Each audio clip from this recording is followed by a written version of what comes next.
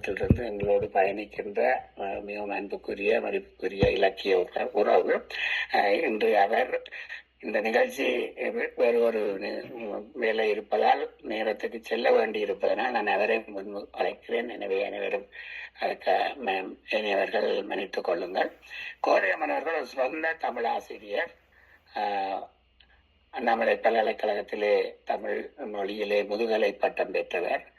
வானொலி, தொலைக்காட்சி நிகழ்ச்சி தொகுப்பாளர், அறிவிப்பாளர், பல நிகழ்ச்சிகளை தொகுத்து வழங்குபவர். அவருடைய கற்பித்தல் என்பது மிகவும் புகழ்வதற்குரியது. பல கல்வி சார்ந்த நூல்களையும் உருவாக்கி இருக்கின்றார். இவ்வாறாக பல்வேறு இடங்களில் கனடாவில் ஒரு முக்கியமான இடத்தை வகிக்கின்ற பேச்சாளர், கவிஞர். இங்கே உயிரவன் ஐயா குறிப்பிட்டார், இணைந்து படைப்புகள் வந்து. அதுபோல கோதையம்மன் அவர்களோடும் எங்களுடைய பாடல்கள் ஒரே இசைத்தட்டில் வந்திருக்கின்றது.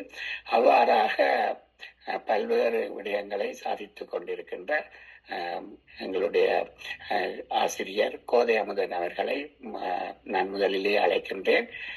உங்களுடைய உரையை நீங்கள் தாருங்கள்.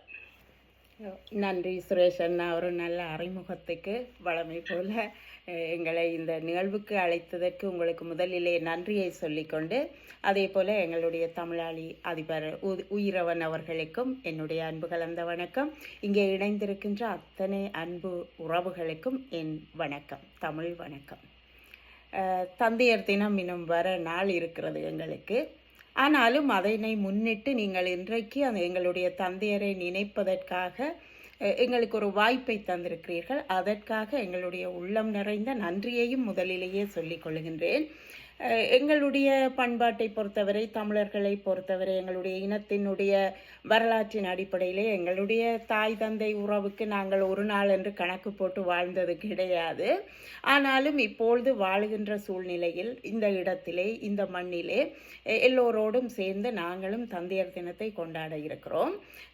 ஆனாலும் அதிலே ஒரு நன்மை கூட இருக்கிறது. நாங்கள் சில வேளை நினைக்க மறந்த விஷயங்களை எல்லாம் மீட்டு கொண்டு வருகின்ற ஒரு தருணமாக கூட இது இருக்கும். அந்த வகையில் எல்லாருக்கும் நன்றியை சொல்லிக்கொண்டு, தந்தையை பற்றி நீங்கள் சொன்னீர்கள், அவர்களுடைய வாய்மொழி, அதை பற்றி சில வார்த்தைகள் உங்களோடு பகிர்ந்து கொள்ள விரும்புகிறேன். புறநானூற்றிலே ஒரு பாடல் வரும். ஒக்கூர் மாசாத்தியார் சொல்லியிருப்பார், இன்று புறந்தறுதல் என் தலை கடனே. ஒரு தாய் சொல்லுவாள், பெற்று வளர்ப்பது, பெற்று பிள்ளையை தருவது ஒரு தாய்க்குரிய கடன். அவனை சான்றோனாக்குதல் தந்தைக்கு கடனை என்று. ஒரு தந்தைக்குரிய கடமை தன்னுடைய பிள்ளையை சான்றோனாக்குதல் என்று. அந்த கடமையில் இருந்து ஒரு தந்தை, எங்களுடைய தமிழர்களுடைய வரலாற்றிலே பார்த்தீர்கள் என்றால், பண்பாட்டியலை பார்த்தீர்கள் என்றால், அதில் இருந்து பெரும்பாலான தந்தையர்கள் தவறியது கிடையாது. அவர்களுடைய வாழ்வு கடமையே தங்களுடைய பிள்ளைகளை சான்றோர்களாக்க வேண்டும் என்பது. அப்படித்தான் என்னுடைய தந்தையை பற்றியும் நான் பேச இருக்கின்றேன். ஆனால் ஒன்று என்ன, நான் 2 விதமான தந்தையர்களை பார்த்திருக்கிறேன். என்ன என்று நீங்கள் திகைக்கக்கூடும். ஒன்று என்னுடைய தந்தையார், இப்பொழுது என்னுடைய பிள்ளைகளினுடைய தந்தையார் என்று 2 விதம். இருவருமே இருவேறு துருவங்கள் போல. என்னுடைய தந்தையார் ஒரு மிக மிக கண்டிப்பானவர். உங்களுக்கு தெரியும், அன்றைய சமூக அமைப்பிலே ஆண்கள் மிக இறுக்கமான கொள்கை கோட்பாடுகள் கொண்டவர்கள், மிக கண்டிப்பானவர்கள். அப்படியான ஒரு தந்தையையும் பார்த்து அந்த தந்தைக்கு கீழே வளர்ந்தவள் நான். ஆனால் இப்பொழுது என்னுடைய பிள்ளைகள் இங்கே வாழ்கின்ற சூழ்நிலையில் என்னுடைய கணவர், என் குழந்தைகளினுடைய தந்தையார் மிக மென்மையானவர். ஒரு தாய்க்கு நிகரான அன்பை அவர்களுக்கு கொடுக்கக்கூடிய விதமான ஒரு தந்தை. அப்படி 2 விதமான தந்தையர்களை பார்த்திருக்கிறேன். 2 விதமான தந்தையர்களும் இந்த உலகத்திலே இருக்கிறார்கள். என்னுடைய குடும்பம் மாத்திரமல்ல, எல்லா இடங்களிலும் இருக்கக்கூடியவர்கள் தான். ஆனால் எந்த வகையில் தந்தையர்கள் இருந்தாலும் அந்த வகை தந்தையர்கள் தங்களுக்குரிய கடமையில் இருந்து தவறியது கிடையாது. அவர்களுடைய நோக்கமே, குறிக்கோளே, தன்னுடைய பிள்ளையை நல்லவனாக இந்த சமூகத்திலே விட்டுவிட்டு தாங்கள் போய்விட வேண்டும். தங்களுடைய காலம் முடிகின்ற பொழுது தங்களுடைய பிள்ளைகள் அந்த இடத்தை நிரப்ப வேண்டும், இன்னும் அதைவிட உயரமாக போக வேண்டும் என்பதுதான் அவர்களுடைய விருப்பமாக இருக்கும். அவை சொல்லுவாள், தந்தை சொல் மிக்க மந்திரம் இல்லை என்று. உண்மைதான். தந்தை சொன்ன வார்த்தைகள் எல்லாமே மந்திரம், எங்களை வழிநடத்துகின்ற மந்திரம். அந்த மந்திரத்தில் 1, 2 உங்களோடு பகிர்ந்து கொள்ளப் போகின்றேன். அதற்கு முன்னதாக த எனக்கு இலக்கியத்திலே பிடித்து போன ஒரு தந்தை இருக்கிறார். மகனும் தந்தையும் இருக்கிறார்கள். யார் என்று ஒரு வார்த்தை சொல்லிவிட்டு பின்னால் போகிறேன். ராமாயணம் என்கின்ற இதிகாசத்திலே தசரதன் இருக்கிறான்.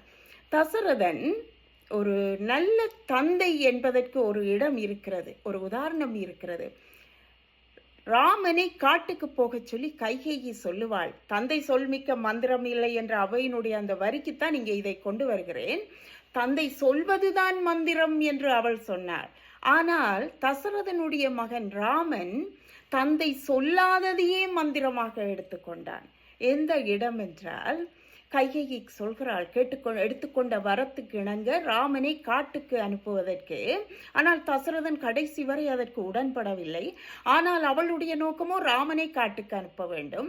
அதை தசரதன் சொன்னதாக ராமனுக்கு அவள் சொல்லுகின்ற பொழுது ராமன் சொல்லுவதாக கம்பன் சொல்லுவான், மன்னவன் பணியன்றாகின் நும்பணி மறுப்பேனோ, என் பின்னவன் பெற்ற செல்வம் அடியனேன் பெற்றதன்றோ, எண்ணினி உறுதியப்பால் இப்பணி தலைமேல் கொண்டேன், மின்னொளிர் காணமின்றே போகின்றேன் விடையும் கொண்டேன் என்று பேசுவான். கம்பன் சொல்லுகிறான் அழகாக, நீ என்னுடைய தந்தை சொன்னதாகத்தான் நீ சொல்ல வேண்டுமா? நீ சொன்னால் கூட நான் கேட்க மாட்டேனா? தந்தை சொல்லாததை நீ சொன்னால் கூட நான் ஏற்றுக்கொள்ளுவேன் என்று சொல்லுகின்ற பொழுது, எந்த இடத்திலே ராமன் தசரதனை வைத்திருக்கிறான், எந்த உயரிய இடத்திலே அவன் வைத்திருக்கின்றான் என்கின்ற ஒரு அருமையான இடம் அது. அதற்கு தசரதன் வாழ்ந்த வாழ்க்கைதான் காரணம். ராமன் எத்தனை தூரம் அவரை நேசித்து அந்த மதிப்பை வைக்கிறான் என்றால், அந்த தசரதன் தன்னுடைய மகனை, ராமனை எவ்வளவு பெரியவனாக, எவ்வளவு நல்லவனாக அவன் கணித்திருக்க வேண்டும். அதனால் தானே அந்த வார்த்தை வந்திருக்கும். அப்பாவினுடைய வார்த்தைகளே காதில் விழாமல் அவரிட்ட கட்டளையை தலையிலே சுமக்கின்ற ஒரு மகன் இருப்பானாயிருந்தால், தந்தை சொல்ல விடவா ஒரு மந்திரம் இருக்க முடியும்? சொல்லாதது கூட மந்திரமாகி விட முடியும். அப்படித்தான் என்னுடைய தந்தையார் மிக கடுமையான, மிக இறுக்கமான கொள்கை உடையவர், பிடிவாதக்காரன். ஒரு விதத்தில் நேர்மை முக்கியம், சத்தியம் முக்கியம். இப்படியெல்லாம் வாழ்க்கையை வள்ளுவன் வழியிலே வாழ்க்கை வாழ சொல்லி தந்தவர் அவர். அவர் சொல்லுவார், அந்த அறிவு தான் மனிதனுக்கு முக்கியமானது, அறிவு தான் முதல். வள்ளுவன் சொன்னது போல, தந்தை மகற்காற்றும் நன்றி அவையத்து முந்தி இருப்ப செயல். ஒரு தந்தைக்குரிய கடமையிலே, அதிலே வள்ளுவன் சொல்லுகின்ற ஒரு வார்த்தை நான் எல்லாம் மேடைகளில் பொதுவாக பேசுவதுண்டு. தந்தை மகற்காற்றும் நன்றி என்று சொல்லுவான். தந்தை மகற்காற்றும் நன்றி அவையத்து முந்தி இருப்ப செயல். அந்த சபையிலே போய் முந்தி இருக்க வைக்க வேண்டும் ஒரு பிள்ளையை. ஏனென்றால் தன்னுடைய வம்சம் வளர்த்திக்காக அந்த பிள்ளை என்னுடைய பிள்ளையாக வந்து எனக்கு பிறந்த என்னை தந்தை என்கிற ஸ்தானத்துக்கு உயர்த்தி இருக்கிறது. அதற்காக அவனை சபையிலே முந்தி இருக்க செய்ய வேண்டியது ஒரு தந்தையினுடைய கடமை, தந்தையினுடைய ஒரு பெரிய கடமை என்று பேசுவான் வள்ளுவன். அதை என்னுடைய தந்தையார் எப்பொழுதுமே சொல்லுவார், நிலத்திலே ஒரு பேப்பர் இருக்கிறது, ஒரு பேப்பரை நீ நிலத்திலே கண்டால் அதை எடுத்து வாசித்து விட்டு பிறகு குப்பையிலே வீசுகின்ற. ஏனென்றால் சில வேளை உனக்கு தெரியாத ஒரு புதிய விஷயம் அதிலே இருக்கும். ஒரு புதிய விஷயம் நீ காலடியிலே இருக்கின்ற ஒரு பேப்பரை எடுத்து எறிகின்ற பொழுது அதிலே இருந்து கற்றுக்கொள்ளுவாய். ஒவ்வொரு நாளும் நீ ஒரு புதிய விஷயத்தை கற்றுக்கொண்டால்தான் நீ ஒரு புதிய மனுஷன், நீ ஒரு புதிய அறிவை பெற்றுக்கொள்கிறாய். அதுதான் வாழ்க்கைக்கு வேண்டும் என்று ஒரு பெரிய விஷயத்தை அவர் எங்களுக்காக சொல்லி இருப்பார். அந்த விஷயத்தை நான் சின்ன வயதில் இருந்து இப்பொழுதும் கூட ஒரு காபேஜிலே ஒன்றை போடுவதற்கு முன்பதாக அதிலே என்ன இருந்து விடும் என்கின்ற ஒரு நப்பாசையிலே நேரம் இருக்கின்ற பொழுது பார்த்துவிட்டு என்னுடைய தந்தை சொன்ன அந்த வசனத்தை இன்றைக்கும் நான் காதிலே போட்டுக்கொள்ளுவேன். அதே போல இன்னொரு விஷயம் சொன்னார். வாசுகியின் நகுலராஜா இங்கே இருக்கின்றார், அவருக்கு தெரியும். என்னுடைய தந்தையாரும் நான் 18 வயதிலே ஆசிரிய பணி கிடைத்து மலை நாட்டுக்கு போன பொழுது, பண்டாரவளைக்கு போன பொழுது, அங்கே ஆங்கில பயிற்சி கலாசாலைக்கு செல்வதற்காக அப்ளை பண்ணுகிறேன்.